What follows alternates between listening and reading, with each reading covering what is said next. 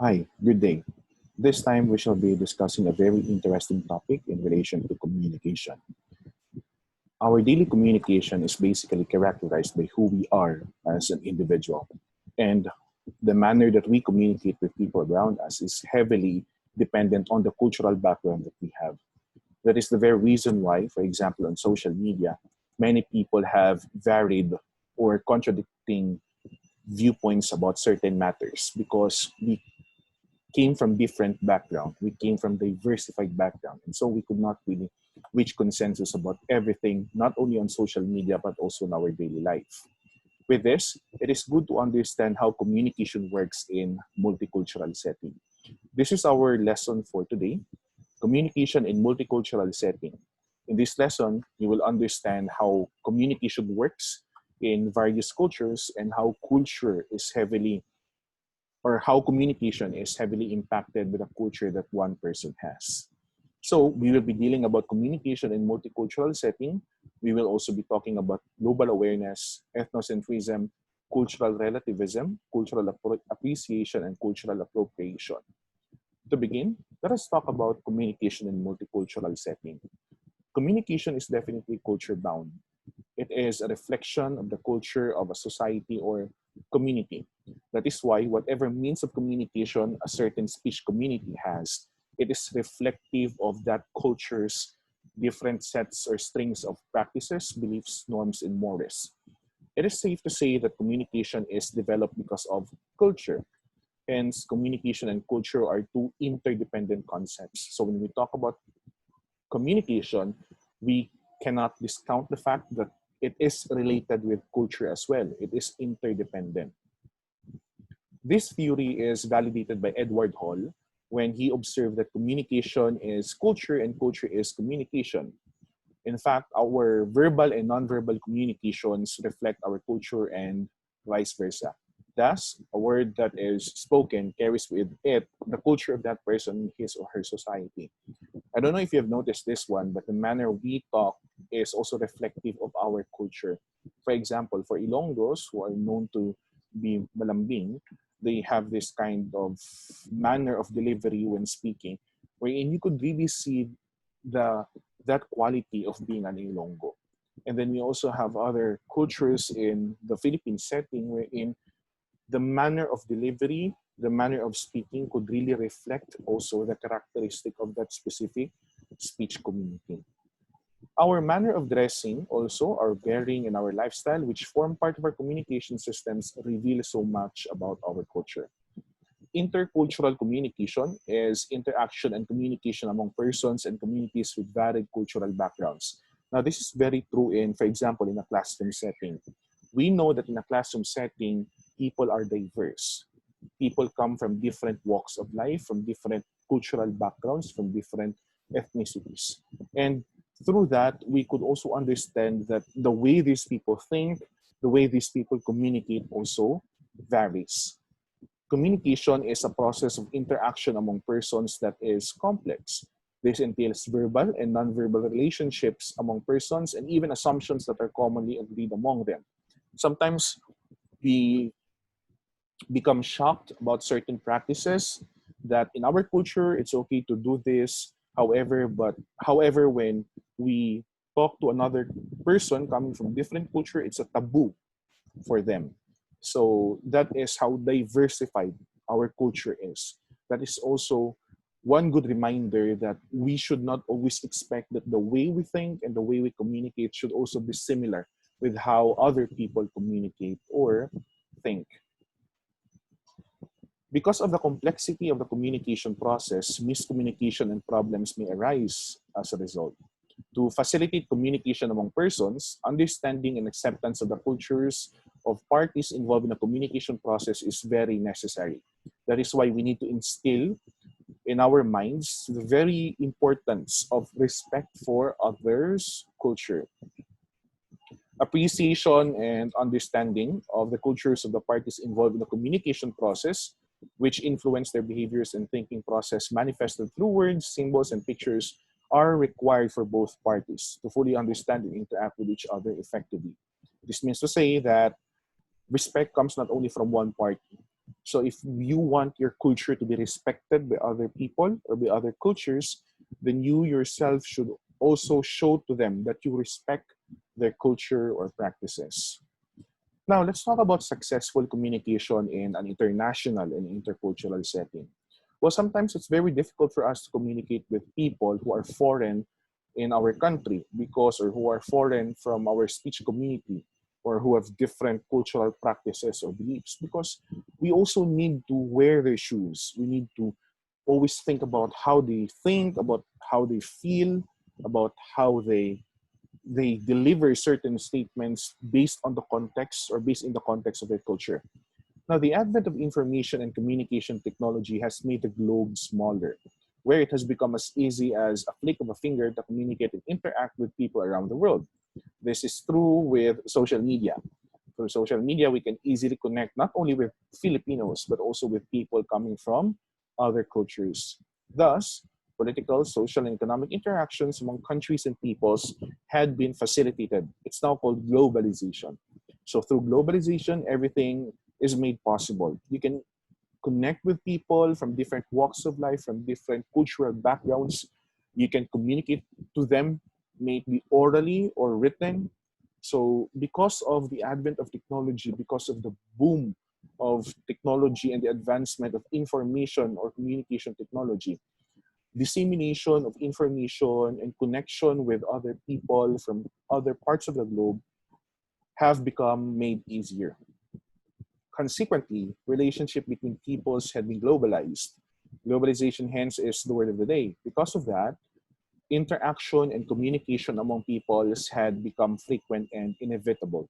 So you might be wondering why it's mentioned here peoples. We are referring here to the different groups of people. Okay?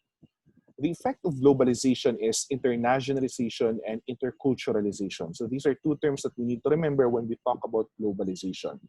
The question now is, in light of these developments, in light of the internationalization and the interculturalization happening in our globe, how could one be an effective communicator, given that we need to respect the culture of other people, given that we need to wear their shoes as well so that we know how they feel about certain matters? So here are tips which will help you improve yourself when it comes to effective intercultural communication. First one is, you need to have global awareness. One should be knowledgeable of developments and issues obtaining in countries around the world. We are blessed by information technology to have global television channels and media to search information from any part of the world, thus one should take advantage of this. Now, insensitivity sometimes, most especially in social media, is rooted on the fact that some people really do not have global awareness. For them, it's okay to post this and that. However, for the people coming from other countries, it's already the reality happening in their place. And so for them, it's a taboo. For them, it's insensitive.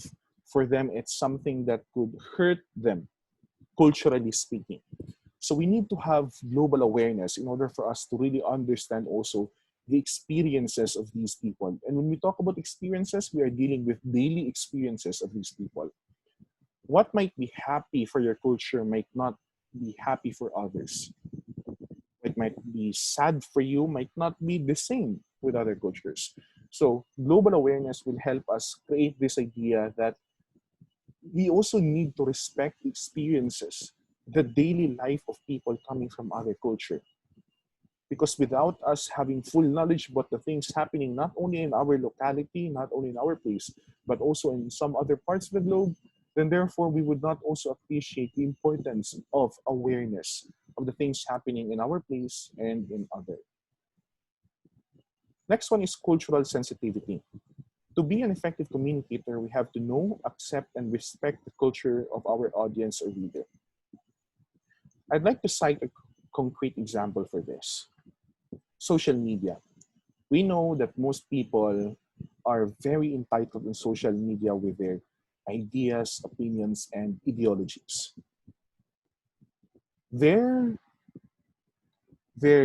craving for this freedom of expression or freedom of speech has gone beyond limits. And that is the very reason why people have started to bash also other netizens. people have started quarrels or online fights, online bullying or cyberbullying because of cultural insensitivity.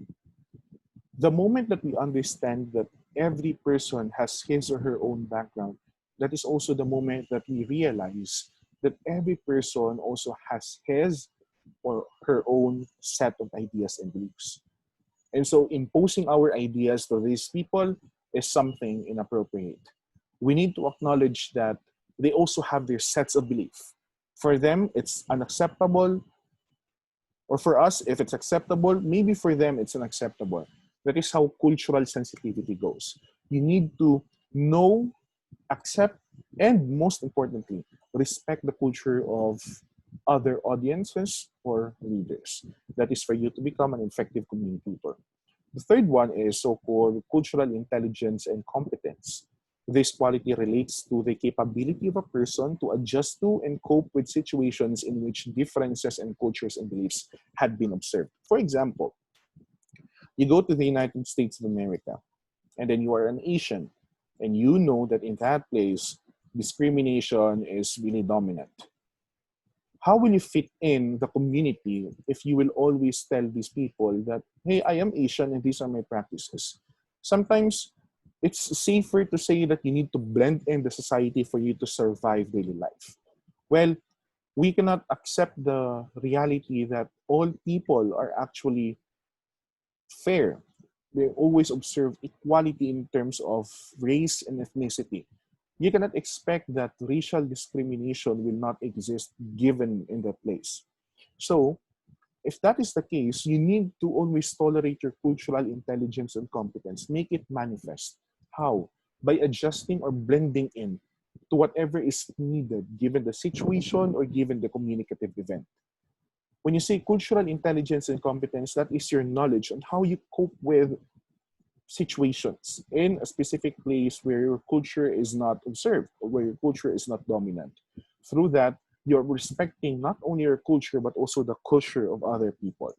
That is cultural intelligence and competence. Next one is respect for the cultures and beliefs of others. I have been mentioning this one since the start of this discussion. We always need to respect the culture and beliefs of others, not only their opinions and ideologies. Our success in our relationship with others hinges on our respect for their cultures and beliefs. In other words, respect begets respect. That is very true. People will respect you if they sense that you also respect them. This applies to communication situations. Respect your audience or readers begets respect to you. And in case wherein an individual shows no respect to you because of racial discrimination or prejudice or bias, then perhaps you could also still show some respect to that person. We need to understand also that that person might have some experiences which led him or her to such an act. For example, being biased or being prejudicial. Respect will always conquer differences. And so that is how important respect is when we talk about intercultural or multicultural communication. The last one is openness and positive attitude towards others.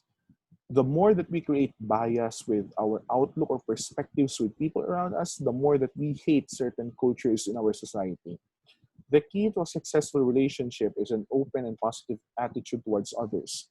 You may start a conversation with a positive comment and you will also certainly get a positive response. If you show a positive action, then definitely that person will also show you the same.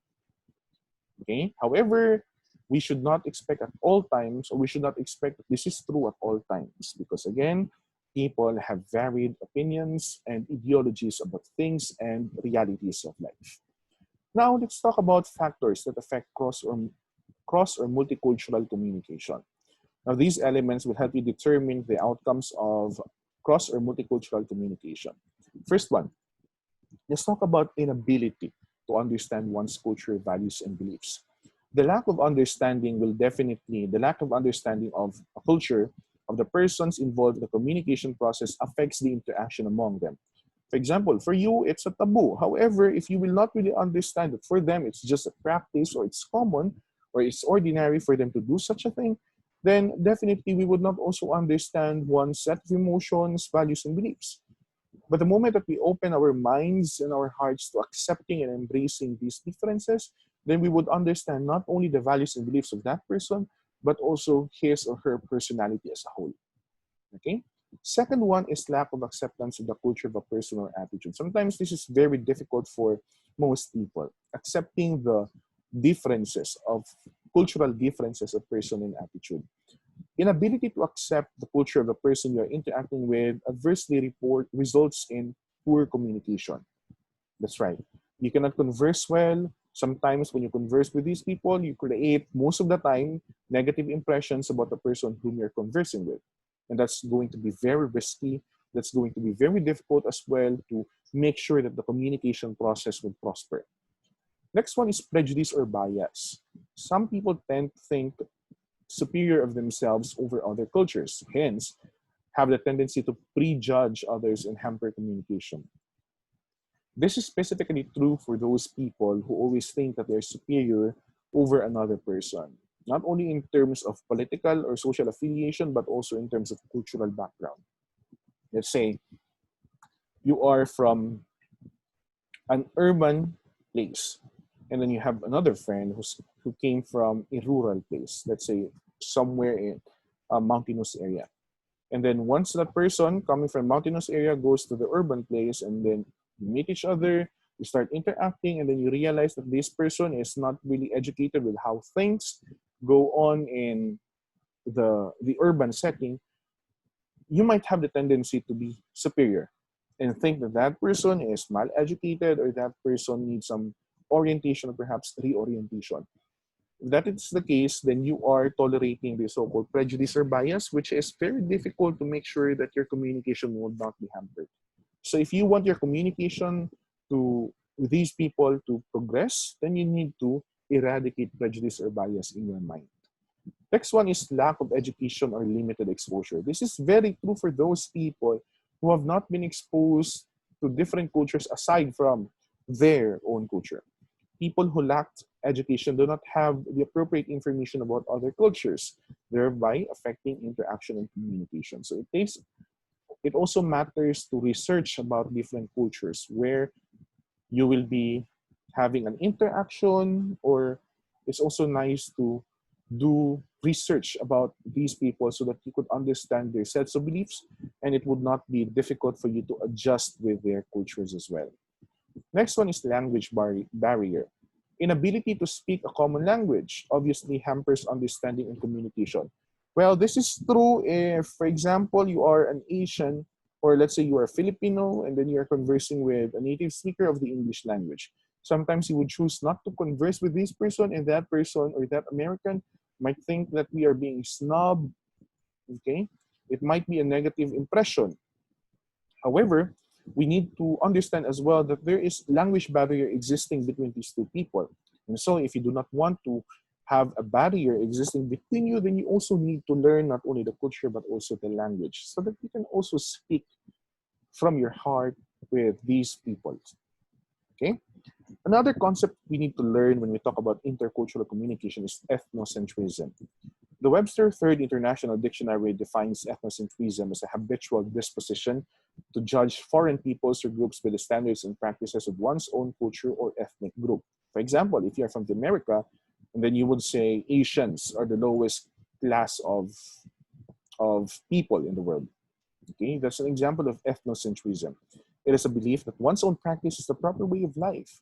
People from another country tend to judge those coming from other countries based on their standards, cultural practices, values, and beliefs. Thus, the tendency to look down upon the culture of other peoples. For example, when you are a Catholic and then you reside in a purely Muslim area, and then let's say most of the Muslims in that area would prescribe to you that you do this because you're in a Muslim community.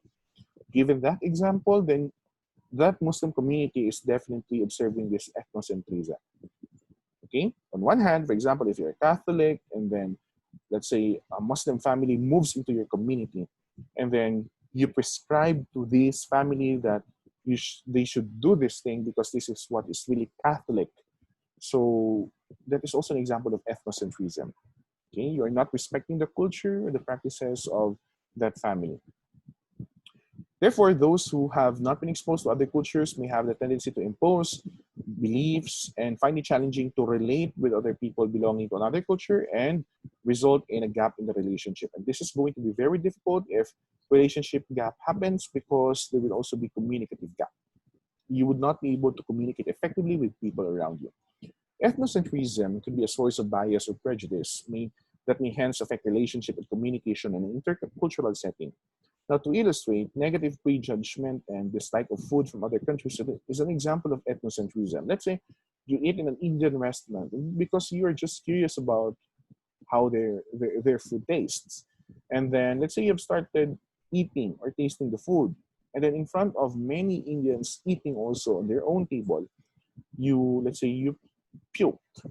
And then you explicitly stated that Indian food is something that is gross. Well, if that is the case, then it's also an example of ethnocentrism because you're showing these people that their food is of low class, and it also follows that their culture is of low class as well. So that is ethnocentrism. You might be unconscious about it, but that's already an example of ethnocentrism. Another example is, let's say, the Indo-Chinese people love to eat raw vegetables, which for Filipinos may be a practice that would not be too welcome. Example, eating squash raw. For Indo-Chinese people, it's okay. But for us Filipinos, definitely it's not. And instead of judging them or evaluating this practice as something negative, why not accept and respect it? Because that's how their culture works for them. And through that, we are being communicatively competent, okay, and we are also being culturally sensitive. Now, what are the possible effects of ethnocentrism to intercultural and global communication? First one is bias.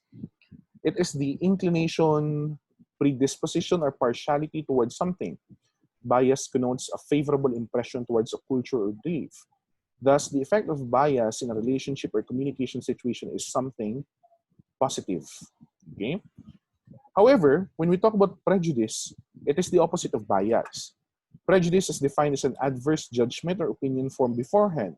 Without knowledge of the facts, the effect of prejudice to communication is negative, in the sense that a person may have an adverse prejudgment of another person coming from another culture, thus could hinder intercultural understanding and communication. Let's say you're a Muslim woman and then you start praying publicly in the United States of America. Now, for some Americans, that is unacceptable.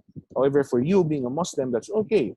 Whenever it's already time for worship, then you may worship wherever you want because that is the specific time when you have to worship. But for Americans, doing the worshiping publicly is something unacceptable. If, let's say, you talk to a Muslim woman already praying, or you grab that woman and tell her that, hey, it's acceptable to pray publicly, then that is an example of prejudice. Let's say you have no idea that it is the perfect time for them to pray because it is what's being prescribed based on their teachings, right? So it's prejudice when you act out of lack of knowledge. That is prejudice. Next one is discrimination. It is the unfair treatment of a person or group as a consequence of an adverse judgment or opinion of a culture. For example, you already have false judgment about a certain group of people, and then you start acting on it, and then you are showing inequality, you are showing adverse judgments, you are showing actions that could hurt them. That's already an example of discrimination. Next one, let's talk about loyalty. Ethnocentrism can cement loyalty within the same social grouping or people belonging to the same society. That is very true. Most especially when your culture thinks that you are superior over the other cultures, then definitely you will think that you have a special bond together within the group. So for instance, the World Football Games had strengthened loyalty among the competing countries, since the tendency is for people to support their own team. That's true. Next one is miscommunication. Communication is affected by either bias or prejudice, positive or negative. Bias for other culture could create a positive impression, thus facilitate better communication. On the other hand, prejudgment of one culture brought about by prejudice could lead to misunderstanding.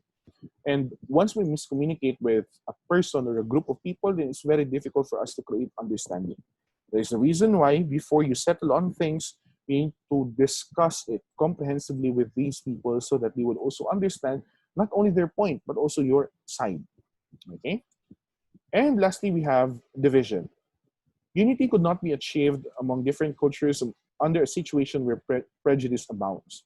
If people have adverse assumptions about foreign peoples or groups, this could adversely affect communication and thus lead to division, or even worse, to conflict or at the extreme, war. This is very true for societies where culture is not highly respected.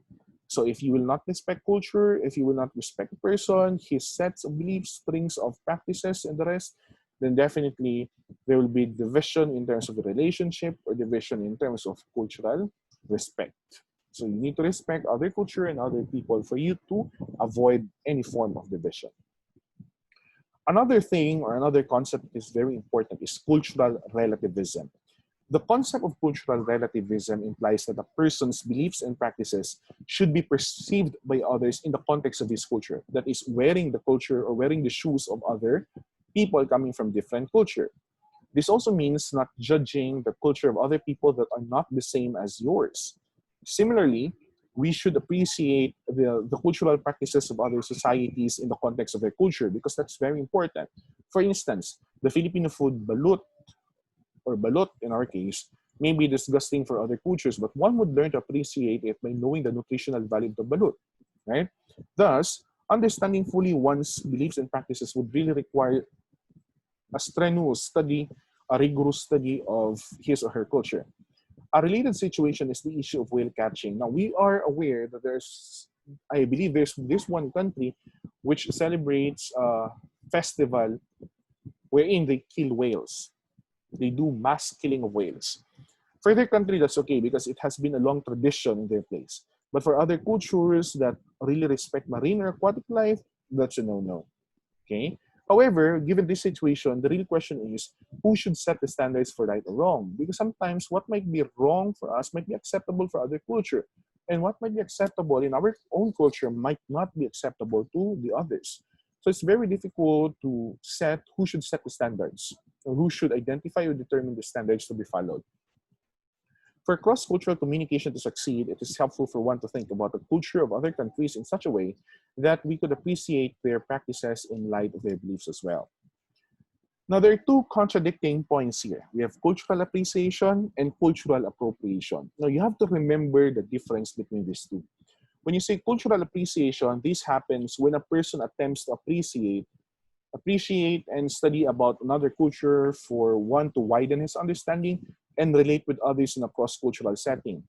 This could facilitate cross-cultural understanding and communication. For example, you are a Filipino and then you try your very best to learn the Nihongo language or Nihongo.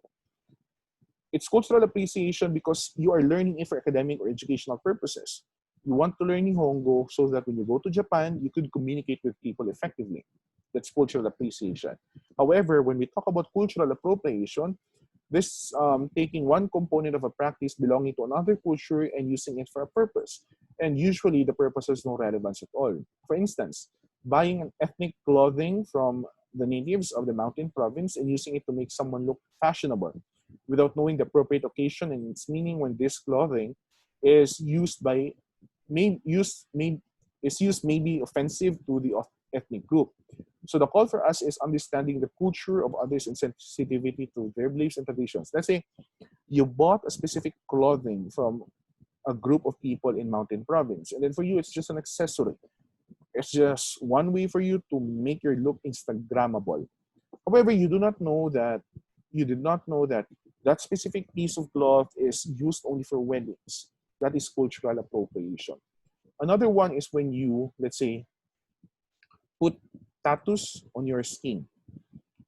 And then you use certain symbols that are used only for a specific ethnicity or specific tribe. If your goal of having that tattoo is for you to appreciate the culture of that group, then that is cultural appreciation. Otherwise, if it's just for fashion statement or expression of self, then that is cultural appropriation. So it's very important that you know the details on when to use these things so that you could always observe cultural appreciation instead of tolerating cultural appropriation. Now let's observe the following examples of cultural appropriation and cultural appreciation. Let's have Angelina Jolie. She visited Pakistan surrounded by women hijabs. And she also wore one Okay. However, she wore a hijab not for fashion or not to cover her face from direct sunlight. She wore it so that she could fit in the community. Okay. So that is an example of cultural appreciation because the wearing of the hijab there has a specific purpose. I don't know if you could still remember when Angel Locsin went to Marawi to help people. Angel that time also wore a hijab.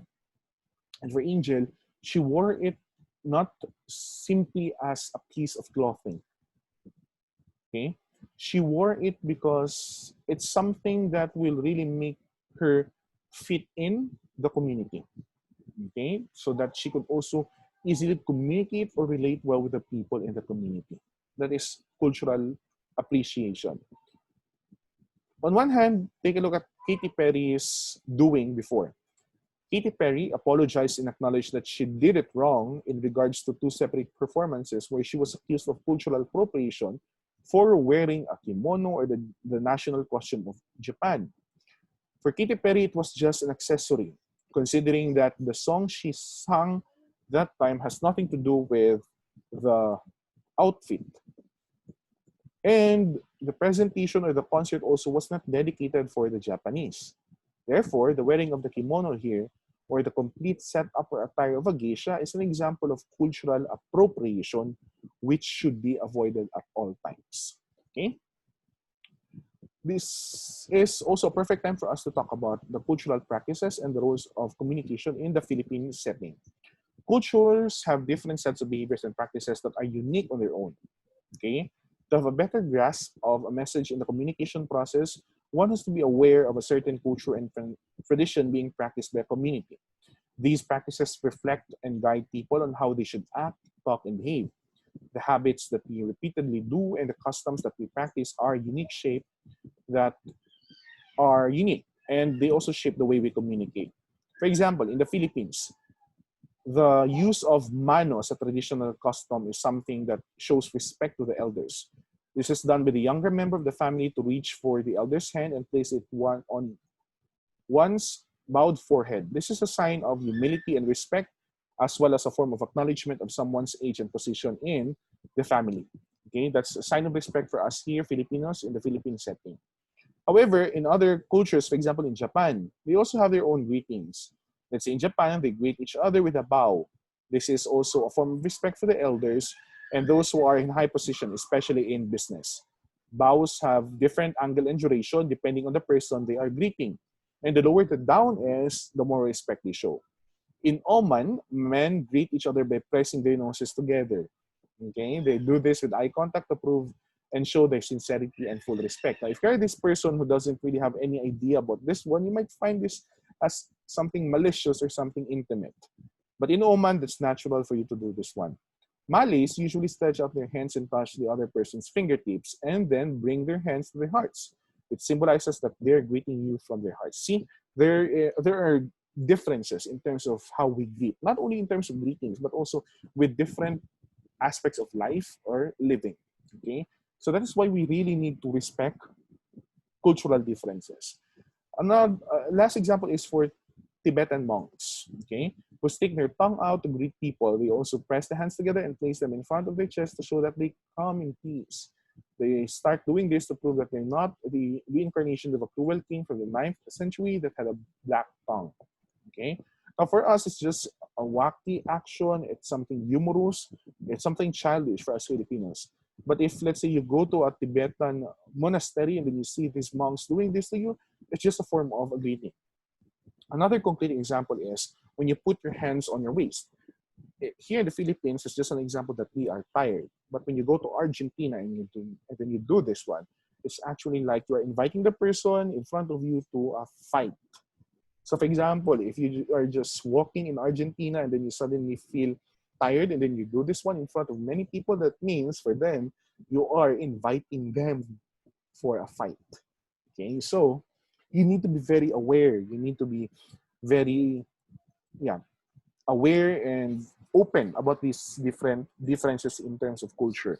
Because through this, we will also understand that these differences highly reflect these people's or cultures' background, sets of practices as well, their beliefs and ideologies.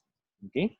So again, I hope that you have fully understood everything here. Again, I'd like to conclude that there are things that we always need to remember when communicating. Okay? We have ethnocentrism that must be avoided, and we also need to have clear knowledge on how to distinguish cultural appropriation or acts of cultural appropriation and acts of cultural appreciation. When communicating with different cultures, again, let's tolerate respect. That is the best way for us to make sure that we communicate effectively to these people. And if we truly want to become effective communicators, we disregard differences. Because for us, when we communicate, it's just that we are communicating with a human, regardless of his or her race or cultural background. So if you have questions, please post them in the open forum. Thank you.